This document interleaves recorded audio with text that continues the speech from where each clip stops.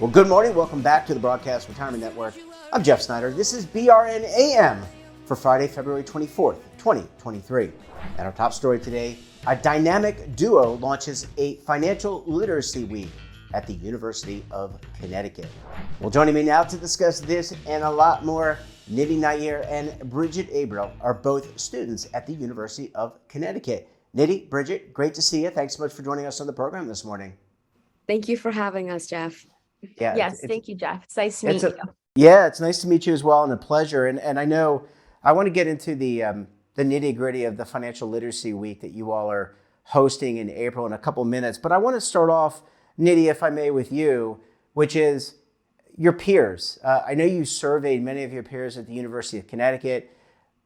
When you mentioned financial literacy, how financial literate are members of the community, of the University of Connecticut community? So I started surveying UConn students around 2 years ago, and now the number of respondents to my survey is close to 400, and the results are not very promising. Less than 40% of my peers can correctly answer 3 basic questions on interest rates, inflation, and the difference between a stock and a mutual fund. These questions are a lot more simple than they sound. They're geared towards students who study any major, who study any subject in any age range, and they're technically meant for high school students. So it is disconcerting that a lot of college students our age are not able to understand these concepts correctly and apply them in the real world.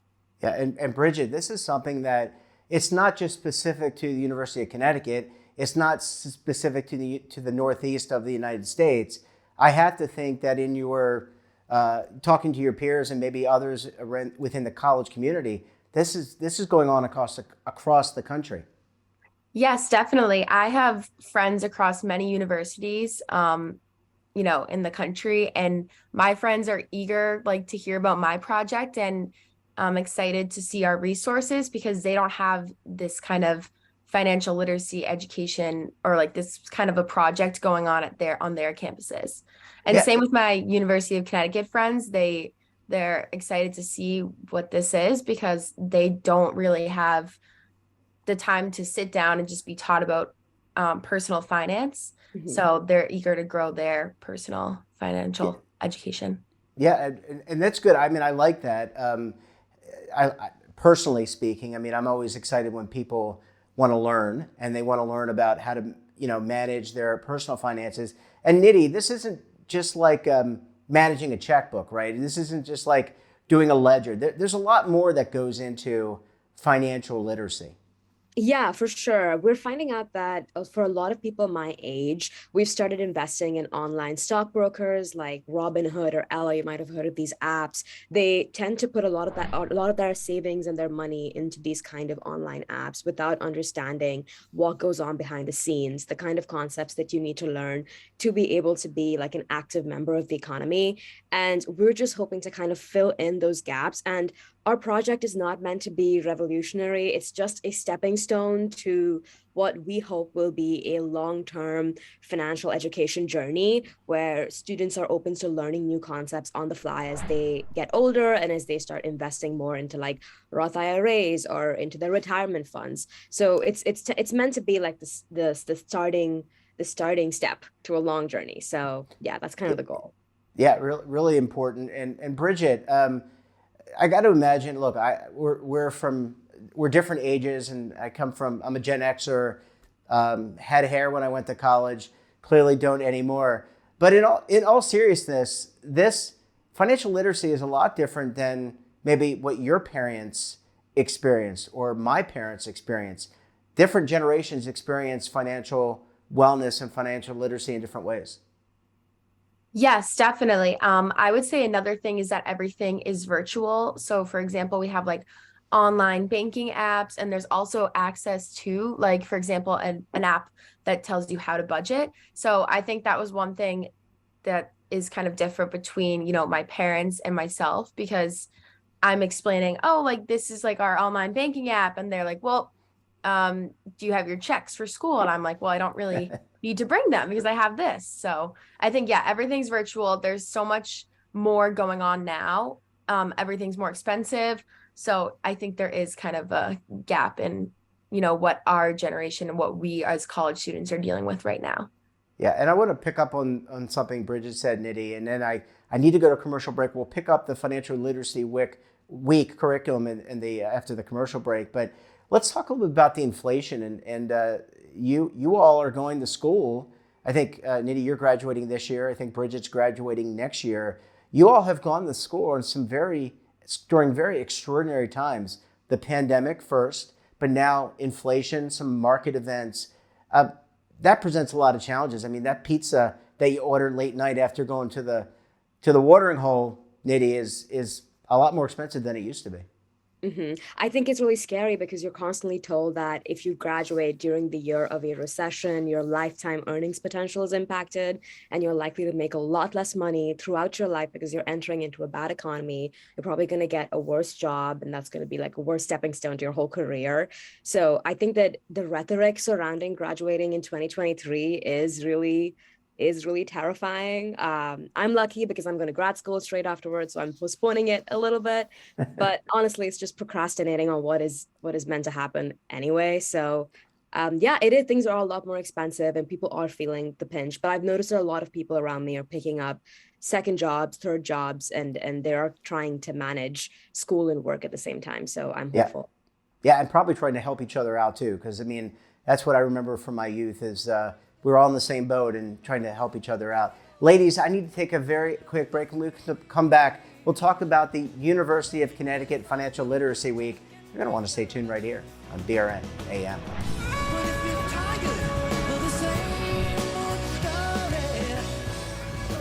Imagine a new television network that will make you richer, healthier, and in control of your financial future.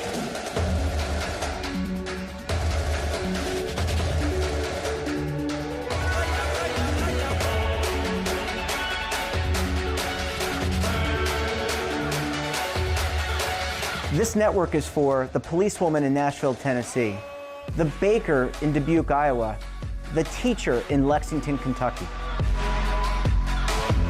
We want to make the idea of savings and retirement culturally relevant.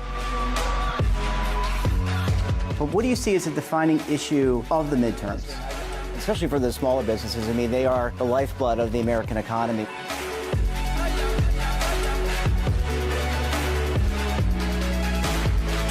Featuring exclusive interviews, current affairs, and docuseries. 33 years old, you retired early. The philosophy is money only matters if it helps you live a life that you love. But you got to start thinking about retirement as soon as you get in. The Broadcast Retirement Network will drive very high engagement with premium partnerships. So this isn't retirement and savings for your parents or grandparents. This is for all Americans. And we're going to change the way you think about money.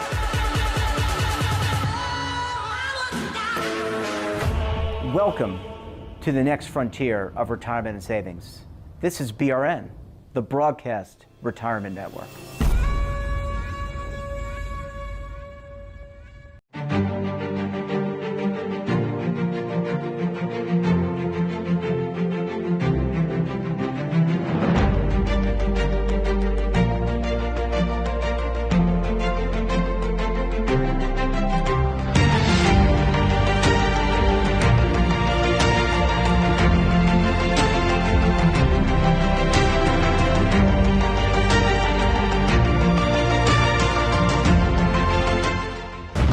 Tax audits, tax liens, wage garnishments. Every day we hear stories like this about good folks who are simply struggling to pay their bills. Each of them are living a frightening IRS tax nightmare, and they are afraid it will destroy their lives. I'm a divorced single mom, and my ex-husband left me and the kids with a lot of unpaid bills, including unpaid taxes. I was really starting to show my stress on my kids because the IRS had sent me a letter demanding a huge payment from me. I couldn't afford it. So then the IRS was threatening to garnish my wages. I'm already living paycheck to paycheck. That would have put me over the edge financially.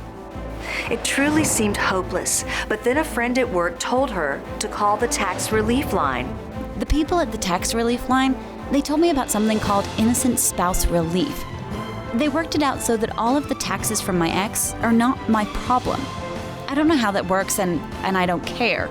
All I care about is that I don't owe the IRS a dime, and they are not going to take my paycheck. Even if it seems hopeless, you should call the number on your screen right now. There is absolutely no cost for the call or the consultation. You are under no obligation. If you are worried that the IRS could garnish your wages, seize your assets, even take your home, call us right now. The Tax Relief Line is here to help you. Now you have a knowledgeable, professional team of tax experts that are ready to negotiate with the IRS and fight for you to save you money. The Tax Relief Line's professionals have successfully negotiated thousands of cases, reducing and sometimes even eliminating the tax debt for their clients. It's very easy to get started. Simply call the number on your screen right now. You don't have to live in fear anymore. The call and the consultation are free. Well, Nidhi and Bridget, thanks so much for staying with us this morning for segment number 2. Yes, thank you. We're excited. Yeah, this is exciting. And Nidhi, let's talk about Financial Literacy Week. It's happening I think the first week of April. Do you want to tell us about just in general about the event, what's going to unfold, and what potential participants of the event are going to experience? Right. So April is Financial Literacy Week. So we're hosting our week-long event from April 3rd to April 7th. And each day is focused on one particular aspect of financial knowledge that we think is most pertinent towards college students. So we have budgeting, we have credit, we have financial planning, investing, and debt management. And we're trying to have a mix of interactive and lecture style events. So 3 days we'll be tabling at the local student union for the university. We'll be there for 5 hours, and we're going to try to catch people as they walk by on their way to class. And we're going to have them play like interactive games. So for the credit day, we're going to have them pinpoint what their guess is for a good credit score, or what they think goes into a credit score, the competence of that. And for the budgeting day, we're going to have them download apps like Mint that basically force you to budget every month, not force you to, but you can choose to budget every month. You can put down your different sources of income, things like that. And our lecture style events are just meant for students who are hoping to get a more in-depth understanding of retirement planning, financial planning in the long term, things that you can do to like plan for a family, just a more long-term goals that students can hopefully learn more about. So yeah, that's kind of the plan for April. Yeah, it sounds like a lot of fun. I wish I could join, especially if you're offering some free cafeteria food, because I know the cafeteria food, by the way, is nothing like I experienced at Hofstra University about 25 years ago. Bridget, let's talk about reaching the student body. I know you have a marketing background and you're handling out of the marketing around this. How are you reaching out to your peers? I would assume it's through social media and other mediums, but also maybe face-to-face as you're passing by each other in the student union. Yes. So I'm starting off with a Instagram and a link tree. So we'll have our Instagram. We're getting posts rolling so that there will be multiple posts a week geared towards kind of advertising our event, but also giving students access to resources. So helpful tips for budgeting, helpful tips about like, what you should and shouldn't do to maintain a high credit score. So resources like that. Also, we're hanging up flyers around campus, and through meeting people like you, Jeff, we get the chance to kind of share information about our event, which is great. And then also something really exciting that I think Nidhi came up with it. We really were excited about it, but we created these magnets that kind of have saved the date, April 3rd to April 7th. So we've been sharing those with students on campus, just like passing them out so that, they have a little something they can put on their dorm fridge that says Financial Literacy Week, April 3rd to April 7th. Here's our logo. Here's a little QR code to our link tree. So that's something we're super excited to like start passing out. And we're just doing a great job with marketing, and we're hoping to reach around 100 to 150 students And we're hoping to do deep impact in a smaller group of people, because I think that would be more beneficial than trying to reach out to a lot of students and then not doing as good of a job getting our information out there. So yeah, we're trying to market as well as we can. Yeah, and I have to think that the university is 100%. I mean, what university, what body of learning wouldn't want their student body to learn about history, writing, math, and financial literacy? So they have to be behind this as well. Yeah, we've had staff from the payroll department reach out, staff from the library. People are just eager to share our event with their students that they work with directly and their staff. So hopefully I think the word's getting around. So we're excited. Yeah, I'm hoping that you're deluged and you're going to have not Financial Literacy Week, but Financial Literacy Months. Last question, if someone's watching this, they don't go to the University of Connecticut and they want to do something similar, how can they contact you? Can they reach out? Can they take the template of what you're doing and maybe apply it to their university or their college or their junior college to kind of piggyback on what your initiative? Yes, absolutely. And there's so many opportunities out there to get funding for social impact projects like ours. So I'm sure if anybody's interested in pursuing, there are grants and funds out there, like the United Nations, for example, has also backed our campaign. They backed my research on financial literacy last semester. And in fact, both of us combined have won close to $6,000 from different sources to not only initiate this targeted intervention, but also do the research behind it. So there are always ways you can tap into university resources as well as government resources to be able to initiate your own projects like these. So yeah, reach out to us if you're curious. Absolutely. We're going to put your email addresses and contact information below. Ladies, it's a pleasure to meet you. Good luck with the event. And look, we're going to check back with you to find out the results. And hopefully it's not 150. Hopefully it's 150,000, although I don't know how big the student body is at University of Connecticut. I think it's a pretty big school though, right? Yes, definitely, yeah. All right, well, ladies, good seeing you. Thanks so much for joining us. And we look forward to having you back on the program again very soon. Thank you. Thank you. And that wraps up this episode of BRN AM. Have a topic of interest, somebody you think we should talk to, drop us a line. And don't forget, for all the latest curated news and lifestyle, wellness, finance, tech, so much more, and all in one place, check out today's edition of our daily newsletter, The Morning Pulse. Want to search our archives, check out our latest content? We'll visit our website and, of course, all of our streaming partners. We're back again tomorrow for BRN Weekly. We'll have some special guests for our Secure Saturday segment. Then we'll take a look back at some of our best segments for the week. You're not going to want to miss it. Until then, I'm Jeff Snyder. Stay safe, keep on saving, and don't forget, roll with the changes.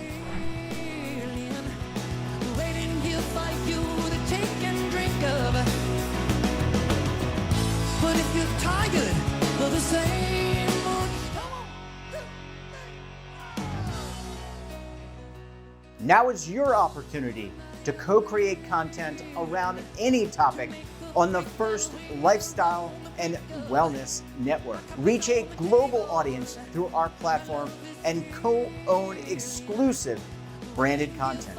All of our programs are available on demand and also as audio-only podcasts, so you can take us on the go.